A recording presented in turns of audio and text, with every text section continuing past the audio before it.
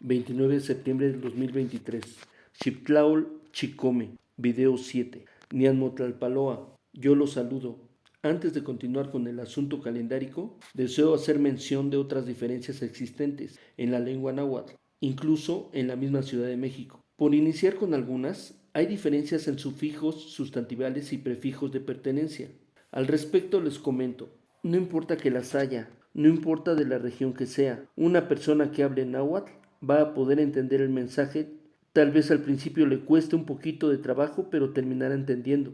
Así es que hago un llamado a la comunidad donde hablamos nuestro idioma. Cuidemos la lengua náhuatl, aunque haya diferencias entre una y otra región. Hagamos que resurja.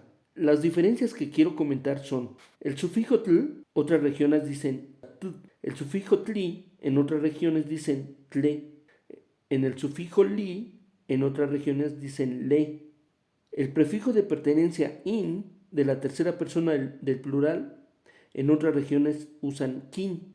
No importa que haya diferencias, hablemos náhuatl. Bien, ahora pasemos al asunto calendárico. Vamos a iniciar con el tonalpouali, o conteo de soles. Les voy a presentar una tabulación en donde en cada casilla podrán ver una combinación simbólica de imagen y número. Esta tabulación mostrará 260 combinaciones. Aunque es posible que todavía no tenga mucho sentido para ustedes, vamos lentamente. Para el video siguiente les mostraré otra tabulación de símbolos y años. Esa tabulación es llamada Xukpouali, o conteo de años. Aunque por el momento todavía no les encuentren sentido, descuiden, irán entendiendo poco a poco. Para poder asociar tonalpouali con el Xukpouali, primero se tienen que hacer consideraciones previas. Se las comentaré en el próximo video.